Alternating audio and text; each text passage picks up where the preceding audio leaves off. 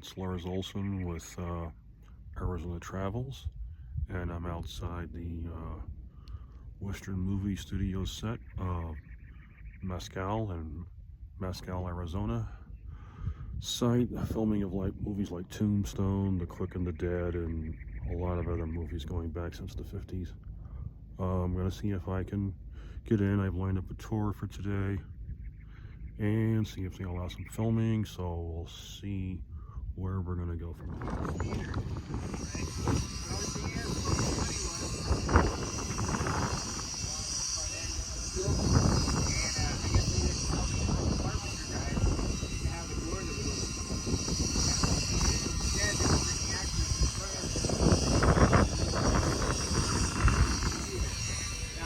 Historian at Tombstone, so when the Earth came into Tombstone, that was supposed to be in 1879. First stage didn't open until 1881, and it said on the front of the building, established in 1881. So kind of the things that you're looking for next time you watch. Different places, different people filming, but they coach you with that. Watch your step coming down these stairs. The movie Tom Ford. This is where Tom brings his horse in, and he tells the livery operator, he says, hey, don't touch my horse, he doesn't like people. So they put it back here in the corner, and then he gets Tom Warren, Steve McQueen gets beat up, and he finds himself called up next to the horse and stuff. People always say, you know, aren't you going to fix the road? We're trying to do everything we can, but it's just a time-taking effort. We have a lot of other projects that take more precedence, and we actually have it in priority for what we're doing. Over here to your left, that's the original clock from Quick and the Dead.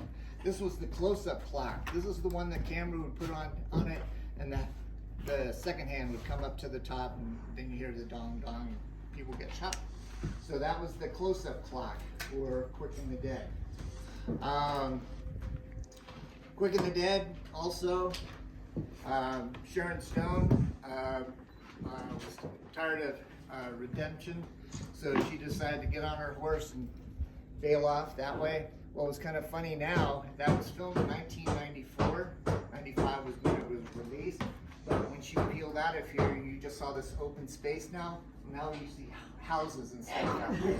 My trailer used to be out here too when I stay out here to do movies. We'll go out this way.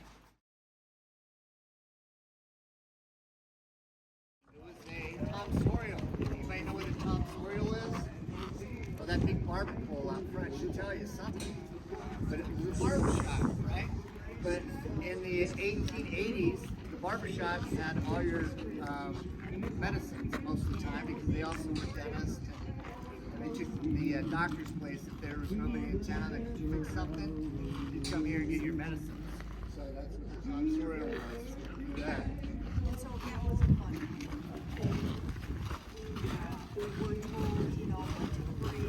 In the movie Tombstone, right here, this was a opium den. It was a big white tent. This is where Curly Bill came out, started shooting up the town and saying that he felt capital. That's when he had a confrontation with Sheriff Fred White. He got up to Fred White and actually shot him, right? Now here's the funny thing about me being a historian. You see a lot of movies and you go, well, that's not right. Well, they had Harry Carey Jr. playing the part of Fred White. He was 82 years old when he played Fred White. The actual gentleman that was Fred White in the sheriff in the 1880s, he was 32 years old. Little miscommunication there. Fred White in the movie gets shot and he dies right in the street. Fred White, the original, in 1880, he gets shot because he grabbed a hold of the gun and he pulled it away from Curly Bill, shot himself in the groin, but he actually was able to acquit Curly Bill for the shooting of him because he said no, it was gun misfired, he didn't mean, yeah, he died 3 days later.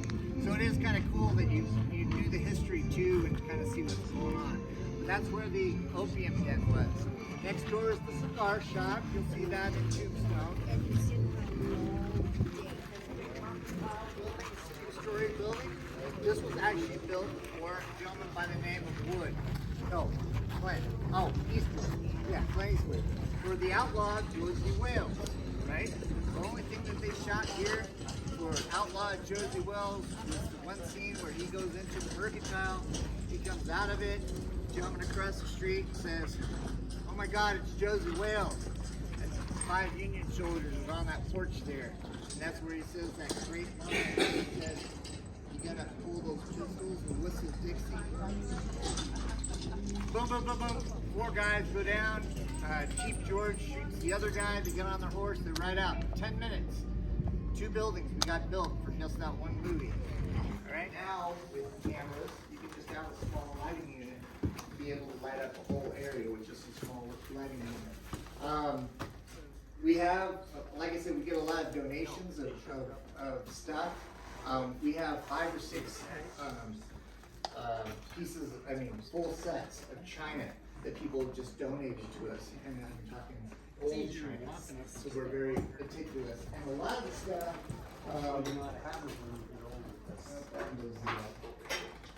a lot of our stuff that we have actually has barcodes on it, so that's the way we can keep track of what we use and what people bring in. Now, at Old Tucson, Mr. Sheldon, Bob Sheldon, when he started at Old Tucson, when production would come in to film, the only thing that he asked most of the time was, how much is it going to cost? Well, how about if you just leave some of your stuff, which Michael Lennon used to use during displays as far as Old Tucson. That's what kind of upstairs for the vendetta ride for Tombstone. Upstairs is what they use for the rooms for when Doc Holliday and Kurt Russell go up there and they start shooting all the cowboys. And there was a couple of pretty ladies that were in that movie. And one of them is one of our legends. Her name is Emily Blanton. Now Emily tells us a story that when she was here for the production, she was over in the trailer and they said, "Okay, it's time for you to do your shot upstairs." So she said she got upstairs and the assistant director said, "Just take off your clothes." So she was standing up there and George Clematis, who was the director, came upstairs and he's seeing 8 guys standing there looking at Emily standing in the corner. And she goes, what are you doing? And she goes, "Well, the assistant director told me to get undressed. Bra and panties." So she started putting her clothes back on and all the guys left. She sat there and she goes, "I wondered what was going on." So, but here's another story about that same woman.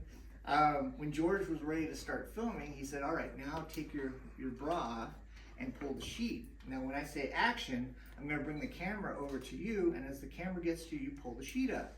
Well, he did it like 4 or 5 times, but every time he would yell action, she'd pull the sheet up. So the camera never got to her. So Emily likes to say that she saved Tombstone from being an R rating to a PG rating for her little thing up there. Now when we first took this building over, back in the back room back here, we had 4 owls. And we knew the mother was there, but we didn't know about the 4 babies. We knew there might be 1 or 2, but as we pulled the wall open, there was 2, and then we pulled the floor open, and there was 2. And if you've ever heard owls scream and holler at you because they don't want to be seen, oh my goodness. But we were able to find somebody to come out, a rescue, came out and got them from us. And now at least 2 of them we know are actually lecture birds that go to the schools and stuff. Oh, so, nice. Kind of cool.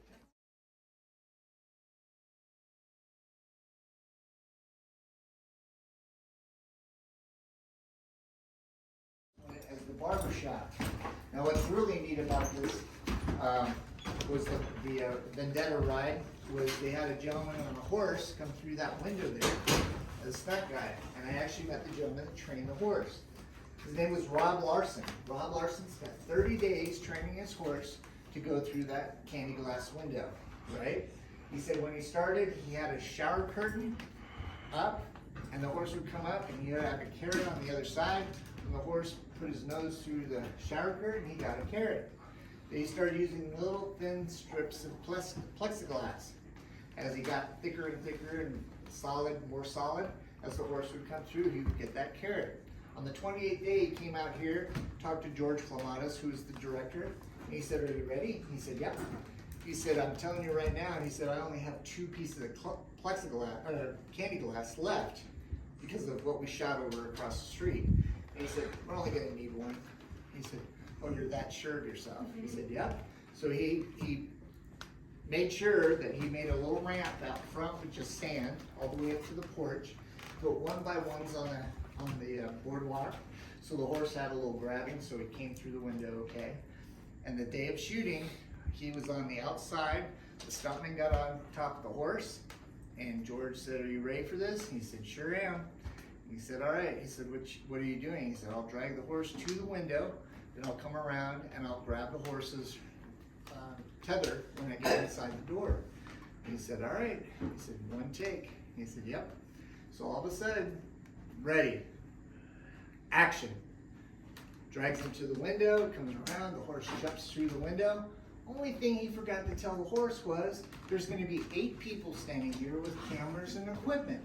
So you watch the horse come through the window and turn around. It was the best thing it could ever do.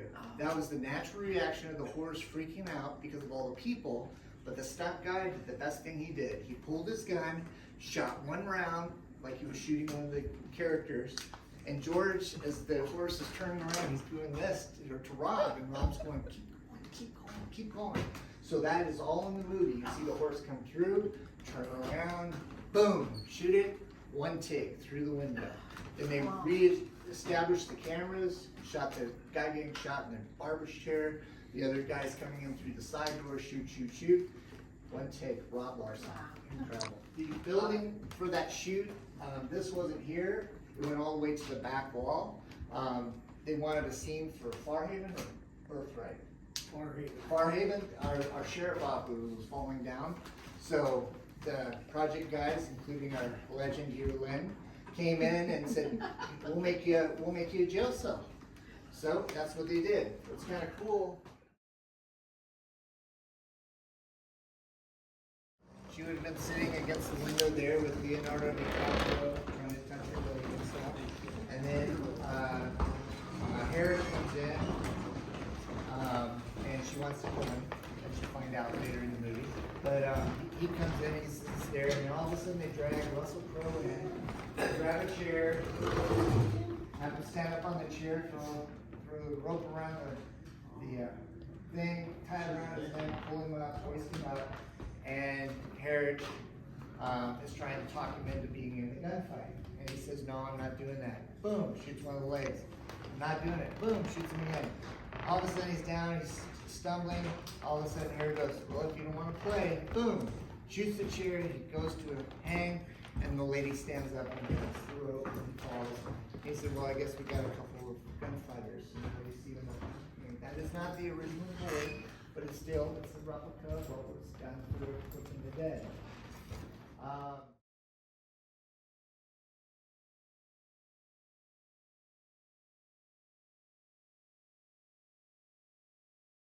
Well, I hope you liked the little tour of Mescal Studios. I'll probably be back here again soon. So, fun, definitely, if you get a chance to breeze through Arizona, south of Tucson, near Benson, check out Mescal.